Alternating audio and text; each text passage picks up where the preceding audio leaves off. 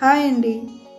మనకు ఇష్టదైవమైన శ్రీరాముడిని, శ్రీకృష్ణుడిని, మహాశివుని ఎంతో ఆధ్యాత్మిక భావనతో ప్రతిరోజు కొలుస్తూ ఉంటాం.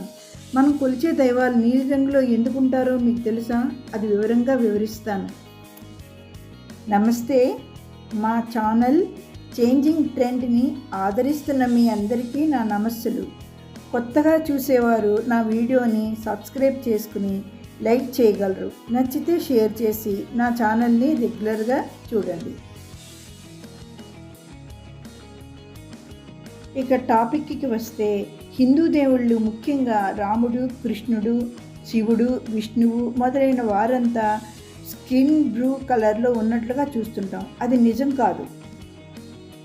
దేవుళ్ళు అనంతం అని చెప్పడానికి నీలం వాడతారు. ఎందుకంటే ఆకాశం నీలం, సముద్రాలు నీలం, విశ్వం కూడా నీలమే. సృష్టిలో ఏది అనంతమో అది నీలిరంగుతో చెప్పబడుతుంది. అలాగే భగవంతుడు నీలిరంగులో ఉన్నారని కాదు.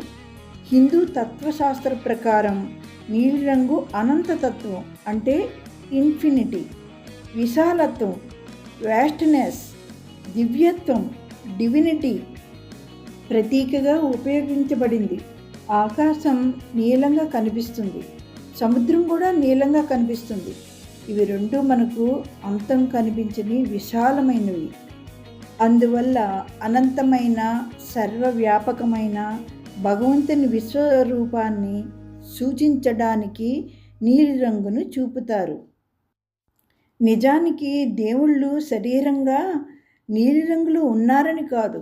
వారు అనంత, సర్వవ్యాపకం, పరమాత్మ స్వరూపం అని తెలియజేయడానికి నీలిరంగుతో చిత్రించారు. ఇక మీ అందరికీ భగవంతుడు ఎందుకు నీలిరంగులో ఉన్నారో క్లియర్గా తెలిసిందని అనుకుంటున్నాను. Thanks for watching.